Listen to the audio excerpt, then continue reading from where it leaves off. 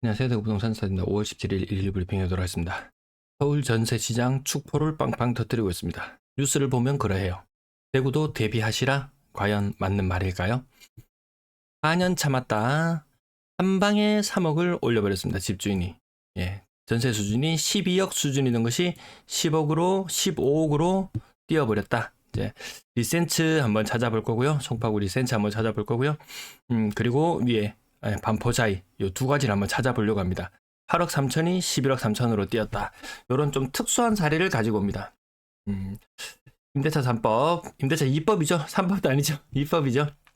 자, 세 번째 법은 또 1년간 유예를 해버린 상태에 계약갱신 청구권, 전월세 상한제 등으로 인해서 묶여있던 전세금을 한 방에 띄었다. 그래서 반포자이부터 한번 찾아봅니다. 전세 가격이 요 정도 해요. 이 정도 근래에 매매 가격이 올랐다가 떨어졌다가 반등하면서 전세 가격 또한 마찬가지. 근데 이 갭이 예전에는 좁았어요. 이 갭이 좁았어요. 이제는 갭이 엄청 커져 있어요. 투자로 들어가기가 굉장히 어려운 그런 모습이죠. 그래서 다시 한번 요걸 지우고 한번 다시 보면요. 매매 가격이 떨어졌다가 반등하는 동안 매매 가격이 떨어졌다가 반등하는 동안 전세도 요 흐름이 나란히 같이 간다라는 부분 나란히 같이 간다라는 부분을 봤을 때 지금 뭐 시세가 대략 반포자이 같은 경우에 전세 시세가 15억으로 형성되어 있고 최근에 거래를 더 많이 찾아봐도 거의 15억, 14억, 15억, 16억 평균적으로 한 15억대의 전세 가격을 형성하고 있더라는 거죠. 그런데 그것이 마치 모든 전세 가격이 12억 하던 것이 15억으로 껑충 다 뛰었는 것처럼 언론에서 이렇게 이야기를 하더라는 거죠. 네. 30억짜리 아파트 전세 15억, 전세가율 50%. 우리가 보통 일반적으로 생각하는 그냥 그 모습 정도예요. 그럼 투자하기 좋으려면은 이 전세가율이 뭐 매매가가 12억, 전세가가 8억, 이 정도면 한 66%, 거의 한 70%, 80% 이렇게 맞닥뜨릴 때 이 두 가지 구간이 좁혀져 있을 때 이제 투자의 장이 열리는 거죠. 지금 투자의 장이 열려 있는 걸로 보이시나요? 아니죠. 매매가 34억, 전세가 뭐 15억, 16억, 전세가율 40, 50%안 됩니다. 수성구 고가의 아파트들도 보면 전세가율이 뭐 46%이 정도 수준까지 떨어져 있거든요. 자, 리센츠도 한번 찾아봅니다. 전세 가격 8억 수준이던 것이 12억 수준으로 껑충 뛰어 올랐다. 그 아주 특수한 사례죠. 과거에 임대차 2법 때문에 묶여있던 전세 가격이 올랐는 거죠. 그 현재 시세대로 그냥 거래되었다. 그리고 지금 리센츠도 요거 갭은 매매가와 전세가의 갭. 자, 매매가의 전세가의 갭이 좁혀졌다. 자, 투자하러 가자. 14, 15, 16년 투자하기 좋은 시기. 매매가는 상대적으로 정체되어 있음에 반해 전세 가격은 많이 뛰어 올랐다. 그러면 투자로 들어가는 거죠. 지금 매매가 24억, 전세가 12억 요 정도 수준. 이 갭 차이가 엄청 나더라는 거죠. 이 투자 안 돼요, 안 돼요. 언론에서 이야기했던 마치 뭐 부동산 시장이 마치 뒤집어진 것처럼 이렇게 이야기를 하는데 뒤집어지지 않았어요. 그냥 다만 매매가가 떨어질 때 전세가가 떨어지고 그런 부분들이죠. 그리고 또 2년, 4년 예전에 전세 가격에 비해서 지금 올라 있는 부분. 매매가 오른 것보다 오른 폭 크지 않아요. 자, 그리고 하나의 뉴스를 가지고요. 파월 의장이 말했던 금리 인상 가능성 낮아. 동결 유력 이렇게 나오는데요. 이거를 한 페이지에 같은 뉴스가 나왔는데도 어쩜 이렇게 다르게 다를까 싶어서 가져가 봤습니다. 금리 인하 축포 분위기. 하지만 파월 의장은 금리 인하 가능 시간이 훨씬 더 걸릴 것이다.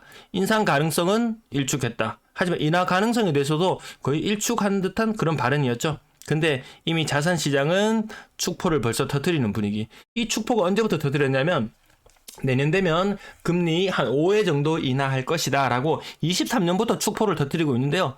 이 축포를 얼마나 많이 터뜨리는지 축포값이 더 들겠습니다.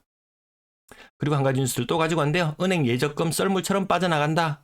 4월 달에 정기예금이 45조 감소했습니다. 45조. 그래서 은행이 왜 바쁘냐. 무한정 대출을 내줄 수 있는 게 아니죠. 자, 예금에 맞춰서 한 10배수 정도 대출을 내주는 이런 분위기. EBS 다큐 이런 데 보면 예대율이라는 설명이 나와 있죠. 고객이 100만 원을 맡기면 이게 한 1000만 원까지 10배 정도 부풀려서 대출 시장이 커지는 거죠. 은행 정기예금이 45조나 이탈했답니다. 45조나. 그러면 대출 시장은 더 쪼그라들겠죠. 그 예대율을 맞추기 위해서 은행들은 고금리 특판을 부활했다. 근데 아마 앞으로 이런 상품은 계속 더 나오지 싶어요. 자, 제가 증여나 이런 부분에 대해서 근래 조금 많이 말씀을 드렸었는데요.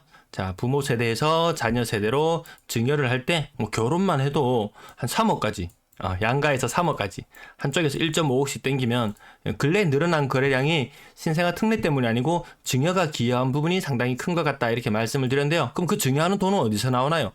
장롱 밑에 있는 돈이 그럼 몰래 줘도 되잖아요. 이렇게 금융기관에 맡겨져 있던 돈들이 일부 빠져나가는 것이 아닐까.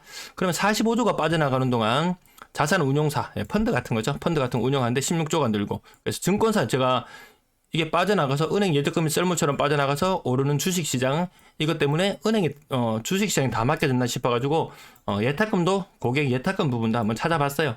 근데 한 달 전이나 지금이나 고객 예탁금 별반 차이가 없더라고요. 증권사 투자 예탁금 7천억 증가에 그쳤습니다. 45조가 빠져나갔는데요. 45조가. 아마 앞으로 이런 증여의 분위기는 당분간 지속되지 않을까. 거래량도 어느 정도 받쳐주고는 있는 그런 모습. 예대율 방어를 위해서 고금리 특판까지 나오고 있는 상황.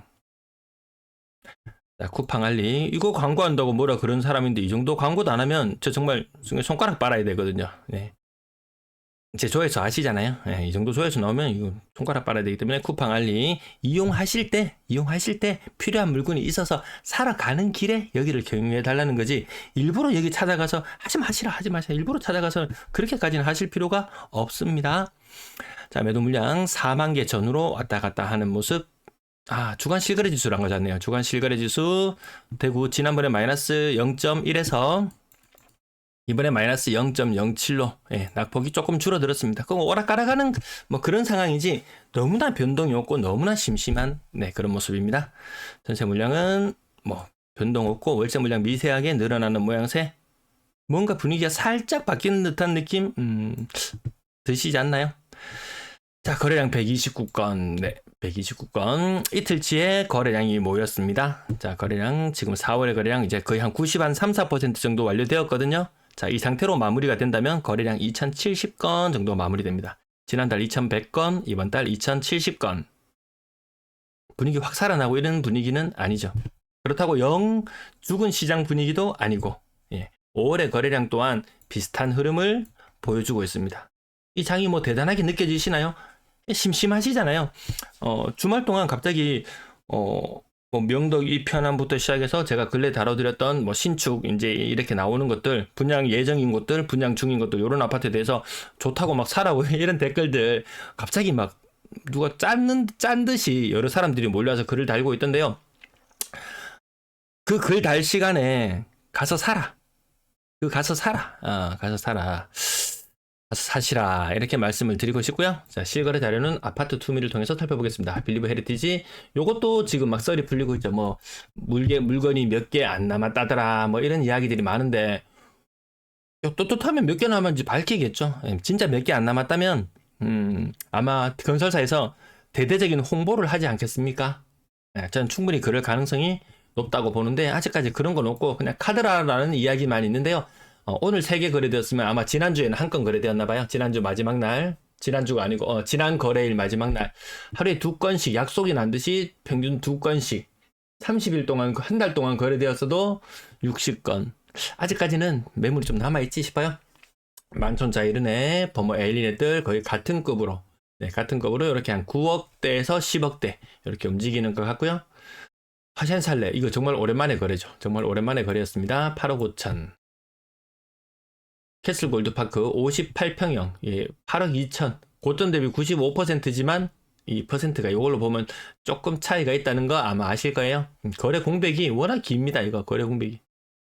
자, 나머지 비싼 아파트들 이런 것들도 뭐 증여 통해서 이렇게 통장에서 예금 통장에서 돈을 빼서 일정 부분 증여해주고 거래되고 있는 사람들은 참 좋겠다.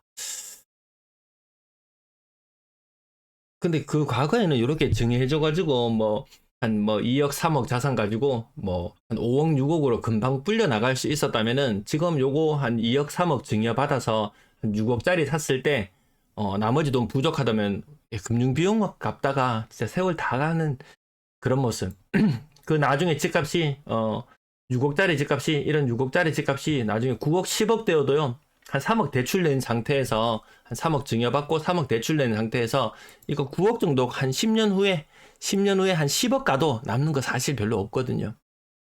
그렇다고 아예 밑바닥에서 시작하는 사람들보다 훨씬 상황은 낫겠지만 굳이 집에 몰빵 안 해도 대구에서 뭐 어느 동네가 좋아요, 어느 동네가 좋아요 막 이렇게 이야기하는데 제가 볼 때 웬만한 동네 다 좋아요 보니까. 뭐 교통 편하죠. 뭐 다 좋습니다. 네. 나머지 신축들 아파트 6억 전후의 움직임 그리고 수성구에 막 9억 10억 하는 거 분양하는 거 보면 오늘이 제일 싸다 이런 걸로 또 현혹하려고 하는데요. 내일이 더 싼 물건들을 보는 것이 지금 시장의 모습입니다. 물론 고가의 아파트 양극화 또 무시할 수 없는 현실이고요. 또 비싼 아파트를 또 사는 또 상당수의 사람들은 그만한 자본력이나 이런 것들이 되기 때문에 산다고 해서 사겠지만 나머지 또 모든 대중들이 그 흐름을 굳이 다 따라갈 필요 없겠다. 비싼 아파트 비싼 데로 치고 나가면 그래 네 갈 길 가라라고 놔두고 그냥 제 시청자들은 그냥 어느 정도의 주거의 안정성 혹은 뭐 매매가와 전세가의 아까 갭이나 이런 것들 말씀드렸다시피 그런 부분들이 많이 가까워졌을 때 혹여나 또 인생에서 또 운빨 한번 날릴 수 있지 않을까 그런 대단한 기회를 잡기 위해서 보는 것이지 돈 많은 사람들 알아서 비싼 집 사는 거 그건 누가 뭐라 하겠습니까? 아무도 뭐라 할 사람 없습니다. 비싼 아파트 여기서 사라고 여기서 비싼 아파트 막 한 10억짜리 아파트 이런 거 사라고 댓글에 그런 글은 좀 지양해 주셨으면 합니다. 3억짜리 아파트 사기에도 버거운 사람들이 있습니다. 네. 왜? 그 평균, 우리나라 그 평균 자산이 2.4억이에요. 2.4억. 아, 평균이 아니고요. 중위값이. 중위값. 대구 사람 절반은 자산이 2.4억 규모도 되지 않습니다. 10억. 그런데 이 와중에 제 방송에서는 이렇게 실거주의 목적이나 좀 알뜰살뜰 사고자 하는 요런 사람들이 주로 보죠. 예. 물론 여기 돈 많은 분들도 이렇게 영상에 뭐 간혹 댓글도 남겨주시고 채팅에도 참여해주시고 이러시는데 요런 좀 대중들 네 아니면 평균 자산 수준 뭐 4억 조금 더 넘어가는 그런 수준 네 요 구간에 있는 사람들이 어떻게 하면 안정적으로 주택을 구매하면서 자기 소득 대비 적은 비용을 들여서 주택을 보유할 수 있을 것인지. 그렇다고 어떤 분은 또 좌절을 하셔가지고, 야, 그러면 나는 이제 집 사는 거 이제 어떻게 하란 말이냐. 난 그다음 포기해야 되는가. 포기하지 마세요. 포기하지 마세요. 있는 것이 훨씬 안정성이 높습니다. 자, 나머지 여기 30% 월성 협성유포래. 와, 4억 8천? 월성 협성유포래가 4억 8천? 얘 7억까지 넘어갔었던 아파트거든요. 이 동네에서는 최신축이라고 좀 으스대면서 물론 그렇게 으스대는 사람들은 그 2년차 혹은 아파트 4년차 되고 이럴 때 손바뀜이 일어날 때 있죠. 팔고 나가려는 사람들이 엄청나게 뛰어든 뭐 보통 그런 현상들이 많이 일어나니까요. 그렇게 새 아파트라고 으스댔던 이 아파트가 어느덧 9년차. 이제 신축이라고 이야기도 못 하겠어요. 자, 가격 고점 대비 4억 8천이면은 조금 약보한 맞죠. 고가의 아파트들, 뭐 양극하니 비싼 아파트는 잘 나간디 하지만 그 양극하는 맞는 것 같다. 양극화 있는 것도 인정하고 그 가운데 그 양극단, 그 비싼 극단에 있는 아파트들도 조금 약보합의 모습을 띠는 것이 맞는 것 같다. 이한동대구 4억 7천. 요것도 조금 강세를 보이기도 하고 조금 강세를 보이는 곳, 약세를 보이는 곳 이렇게 혼재해 있는 이런 모습에서 제 시청자분들은 그나마 요런 또 가격의 아파트들 요거쯤 되면요 대구에서 요 정도 살면은 좀 중산층 정도라고 볼 수 있습니다. 예. 뭐 말이 뭐 6억 10억 계속 이런 아파트들은 워낙 뭐 많이 떠들어대서 그렇지 이 정도 살면 괜찮게 사는 사람들이에요. 자 4억 4천 고점 대비 30% 정도 하락하고 자 오래된 아파트들 21년 차 네, 40% 하락하고 또 40% 이건 오래된 아파트도 아니거든요. 수목원 이 서안이 다음 저 대곡동 저 구석에 있는 곳 예. 뭐 숲세권 공기 좋고 뭐 이렇게 여기도 가서 살면 또 살기 좋아요. 저마다의 목적에 맞게 산다면 여기도 좋습니다. 예. 공기 좋아요. 자 고점 대비 40% 하락해서 좀 의심스러웠습니다. 이거 워낙 신축이다 보니까 승우랑 신축도 아니네요. 이것도 7년 차? 아이고야. 아파트 요 30% 쭉쭉 하락하는 모습들 계속 보고 계시고, 나름 강보합과 약보합의 모습을 띠지만 전체적으로는 약세의 모습을 띈다. 거래량이 괜찮게 받쳐주는 작년 수준의 거래량, 작년 수준의 거래량을 보이고 있지만, 작년에는 거래량이 늘어나면서 매매 가격이 올랐다면 올해는 거래량은 어느 정도 수준을 유지하지만 가격은 방어하지 못하는 그런 모습입니다. 근데 이렇게 4억짜리, 3억, 4억, 5억짜리만 해도 제가 보니까 아파트 여러분들 보시면 이 아파트 이름들이나 이 네임밸류에 맞게 괜찮은 거 천지거든요.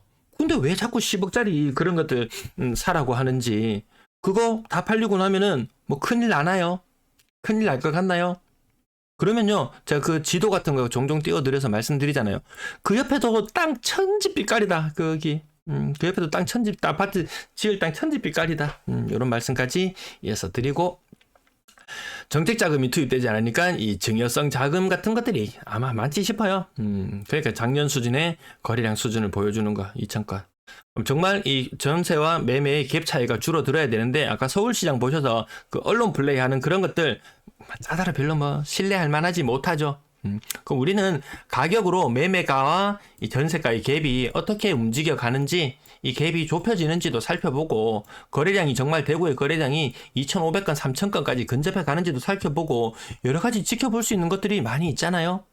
그 뉴스 하나 믿고 여러분들의 수많은 자산을 맡기시렵니까? 언론에서 그만 2000년, 20년, 21년 막 영끌들 안 사면 바보처럼 막 엄청난 포모 현상, 네, 그런 것들 얼마나 자극했습니까? 누구 하나 책임지지 않습니다. 여러분 자산은 여러분이 책임져야 됩니다. 제가 여러분의 자산을 책임져 주지도 않습니다. 저는 다만 이 흐름들은 일단은 제대로 보고 전세 가격이 빠지고 있어요.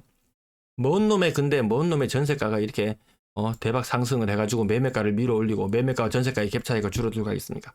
지금 요 나란히 전세가가 이렇게 빠지고 있다는 말은 매매가도 요 차트에서는 보이지 않지만 같이 빠지고 있겠구나, 이렇게 보는 것이 지극히 합리적이죠.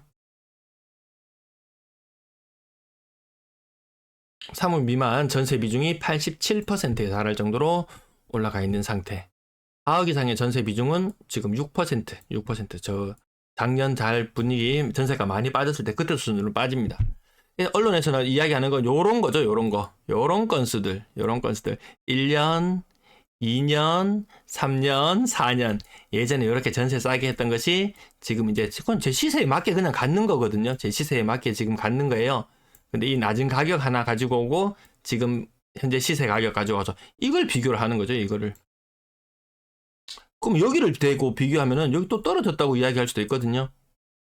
그래서 조금 판때기를 이렇게 조금만 아주 근시적으로 이렇게 보시지 말고 조금만 판때기를 넓혀 보셔도 보이더라. 전세가 또 빠지고 있잖아요. 네, 시청. 아이고야, 제가 이 차트를 이걸 안 보여드리고 매매 가격에서 고정시킨 상태에서 설명을 해드렸네요. 자, 살짝 복귀하면서 마치겠습니다. 네, 시청 감사합니다.